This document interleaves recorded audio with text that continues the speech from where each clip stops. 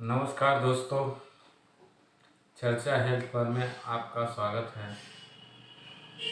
आज हम चर्चा करने वाले हैं शुगर यानी डायबिटीज जैसा रोग जो हमारे भारतवर्ष में 5 में से 1 लोगों में है। ये आंकड़ा बता रहा है। आश्चर्य तो मुझे तब हुआ जब एक चाय की दुकान पर अचानक 5 लोग आते हैं और जब वो चाय बनाने के लिए बोलते हैं तो वो ये कहते हैं कि 5 चाय बिना चीनी की बनेगी। सोचिए ज़रा कि आज से 30-40 पहले का आंकड़ा कि अगर कोई किसी के घर पे जाता था, वेलकम करने का तरीका कोई ना कोई मीठा चीज़ ही होता था, जो आज इससे बहुत दूर होते जा रहे हैं। आखिर इसका कारण क्या है? देखिए, डायबिटीज़ यदि लोगों को है तो घबराने की कोई ज़रूरत नहीं है, क्योंकि ये कोई शरीर में का रोग नहीं है। आप जब खाना खाते हैं तो आपके ब्लड में ग्लूकोज बढ़ता है, जो डायबिटीज़ को बढ़ने को संकेत देता है। आप ये सोचिए कि यदि आप खाने में कंट्रोल कर देंगे तो इसको किया जा सकता है कम, लेकिन ज़रूरत भर एनर्जी चाहिए। आखिर ये शुगर होता किन किन कारणों से? थोड़ा सा इस पर प्रकाश डालने के लिए आज जो हेल्थ पर चर्चा हो रही है, इसका सब्जेक्ट ही शुगर है।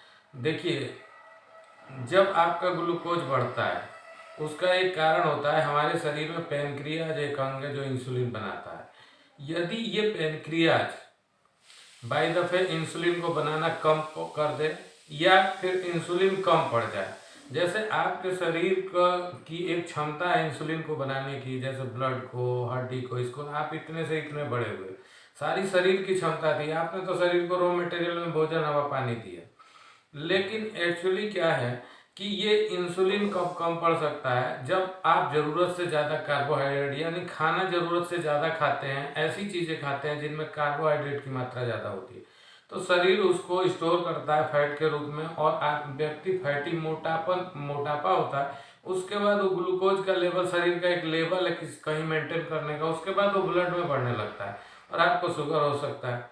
तो इस शुगर को तो आप अपने डाइट प्लान से ही कंट्रोल कर सकते हैं। दूसरे, क्योंकि इंसुलिन की मात्रा निश्चित है, वही ब्लड के द्वारा आपके सेल के अंदर ले जाके ऑक्सीडाइज प्रक्रिया यानी एनर्जी बनने की प्रक्रिया के दौरान काम करता है। अगर कम पड़ गया तो इसको मोटापे के साथ जो शुगर पहले के लोगों को होता था, इस तरह का शुगर, लेकिन आज शुगर होने की वजह यह है कि जो हमारे भोजन में पोषक तत्व चाहिए, जो न्यूट्रिशन चाहिए, जो भोजन से एब्जॉर्ब होके और हमारे ब्लड में जाता है, उन चीज़ों की कमी हो गई है। क्योंकि आज हम बनावटी सिंथेटिक खेती भी करने लगे हैं और सिंथेटिक चीज़ों का यूज करने लगे हैं, जो केमिकल के फॉर्म में अपने को चीप माने मुनाफा कमाने के लिए कई बार व्यापारी मिलाते हैं।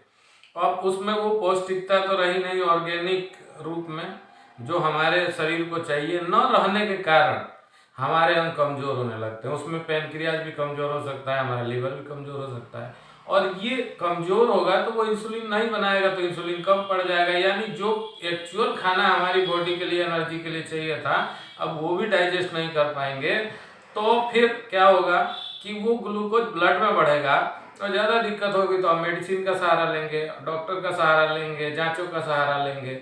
जब ये ब्लड में बढ़ता है तो ब्लड में बहुत सारी एसेंशियल चीज़ों का वहाँ पे प्रवाह होता है, जैसे ऑक्सीजन, जो आरबीसी रेड ब्लड सेल्स होता है, वो ऑक्सीजन को कैरी करके और सेल्स तक पहुँचाता है। सबसे बड़ी प्रॉब्लम कि ऑक्सीजन अगर 1 घंटा 1 मिनट भी ना मिले तो ये समझिए कि आदमी का वो अंग भी डैमेज हो सकता है। न्यूट्रिशन ना पहुंचे तो वहाँ ऑक्सीडेशन यानी कि एनर्जी वाली प्रक्रिया ही नहीं होगी, दिक्कत पैदा। यानी कहा जाता है शुगर के बारे में, sugar is not a disease but mother of disease.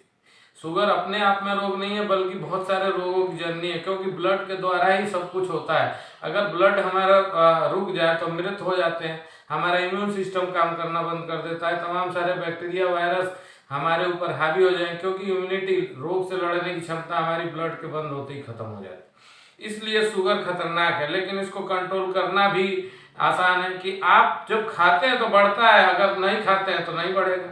तो जाहिर सी बात है, इसको लिमिट में लीजिए। हाँ, इसको बंद करके आप अगर फिजिकल एक्सरसाइज करके, वॉकिंग करके इसको कंट्रोल कर सकते हैं। तो ये कहाँ बाहर की बात है कि इसको कंट्रोल नहीं किया जा सकता।